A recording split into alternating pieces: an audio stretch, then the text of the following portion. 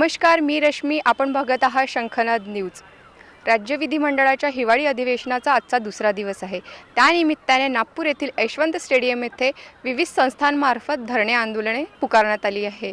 त्यांच्या समस्यांचे निराकरण सरकार कसे करतील याच्याकडे आता सगळ्यांचे लक्ष वेधून आहे. विविध प्रलंबित आणि न्याय मागण्यासाठी राज्यभरातील विविध संघटना, कर्मचारी संघटना आणि निवृत्त कर्मचारी यांनी नागपूर हिवाळी अधिवेशनात उपोषण सुरू केले आहे.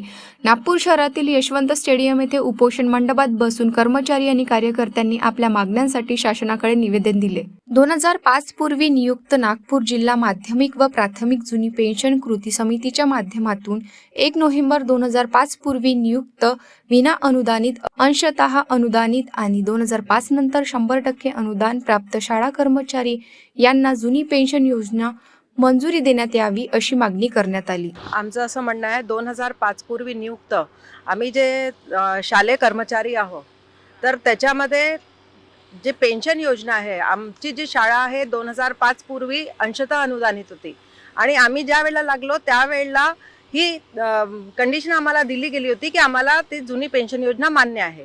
परंतु नंतर सरकारने 2010च्या याच्यामध्ये असं जाहीर केलं की 2005च्या नंतर ज्या शाळा 100% अनुदानावर आल्या त्यांना कोणालाच पेन्शन नाही.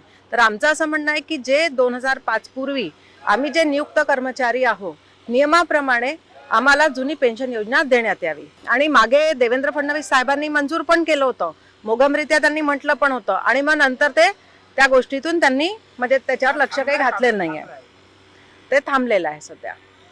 म्हणून आमची मागणी अशी आहे की 2005 पूर्वीचे जे आम्ही कर्मचारी आहोत सर्वांना आम्हाला जुनी पेन्शन योजना लागू केली जाईल. आम्ही अनेक वर्षापासून शासनाकडे ही मागणी करत आहोत की महाराष्ट्रामध्ये ज्या शाळा आहे त्या शाळेमध्ये तील जे कर्मचारी आहे त्यांच्या ज्या नियुक्त्या आहे ह्या 2005 पूर्वीच्या आहे आणि ज्यावेळेस नियुक्त्या झाल्या त्यावेळेस ती शाळा विना अनुदानित तत्वावर होती. काही शाळा टप्प्यावर होत्या, अंशतः अनुदानावर होत्या आणि 2005 नंतर त्या संपूर्ण शाळा 100% अनुदानावर आलेल्या आहे.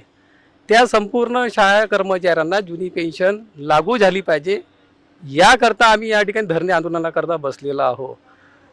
16 डिसेंबर 2024 पासून तर हिवाळी अधिवेशन संपेपर्यंत किंवा आमच्या प्रश्न मार्गी लागेपर्यंत आम्ही या ठिकाणी धरणे आंदोलन आणि साखळी उपोषणाला बसलेलो आहोत.